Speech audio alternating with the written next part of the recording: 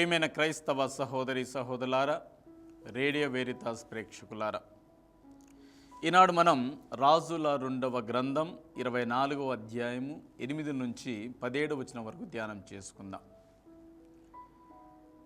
యెరూషలేము నగరాన్ని ధ్వంసం చేయటం, అందున్నటువంటి రాజును వారి తల్లిని అక్కడున్న సైనికులను రాజవంశీకులందరినీ కూడా బాబిలోనియ ప్రాంతానికి కొనిపోబడటం.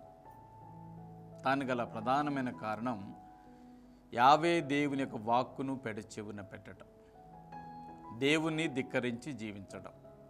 దాని ఫలితం రాజు, సైనికులు, లేకపోతే వివిధ వృత్తుల్లో స్థిరంగా నిలబడిన వారు, రాజవంశీకులు అందరినీ కూడా బానిసలుగా బాబిలోనియ ప్రాంతానికి కొనిపోబడడం జరిగింది.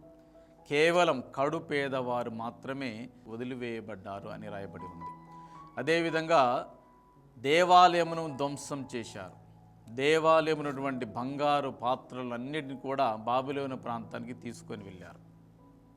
కేవలం అనాథలు మాత్రమే మిగిలిపోయారు. ప్రియమైన విశ్వాసులారా, ప్రధానమైన కారణం తిరస్కరించటం, ధిక్కరించటం, పెడచెవిన పెట్టడం, లెక్క చేయకపోవటం, మేమే గొప్పవారు అనుకొని భావించడం వల్ల నష్టం కుటుంబాలకు, ఒక దేశానికి, దేవుడు ఎన్నుకున్న ప్రాంతానికి, దేవుడు ఎన్నిక చేసిన రాజు సైతం కూడా జరిగింది.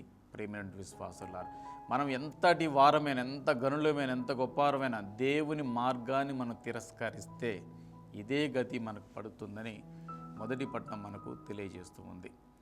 ఈనాడు మనం సువిశేషాన్ని కూడా పరిశీలించినట్లయితే మత్తయి శుభవార్త 7వ అధ్యాయము 21 నుండి 29 వచనం పరిశీలించినట్లయితే 21 నుండి 23 వచనంలో తిరస్కార భావం కలిగిన వాళ్ళు, ప్రభు ప్రభు అని సంబోధించు ప్రతివాడు కూడా పరలోక రాజ్యంలో ప్రవేశించరంట. ఎవరు ప్రవేశించగలరు పరలోక రాజ్యంలో? దేవుని చిత్తానుసారం జీవించిన వ్యక్తి, విశ్వాసి మాత్రమే పరలోక రాజ్యంలో దేవదూతగా, దేవునికి ప్రియమైన బిడ్డగా జీవించే భాగ్యం లభిస్తుందని ఈనాడు మనకు దేవుని వాక్యం బోధిస్తూ ఉంది. ఆత్మ పరిశీలన చేసుకోవాలి. నేను దేవుని చిత్తానుసారం జీవిస్తున్నానా? దేవుని సంతోషపెట్టే జీవితాన్ని జీవిస్తున్నానా?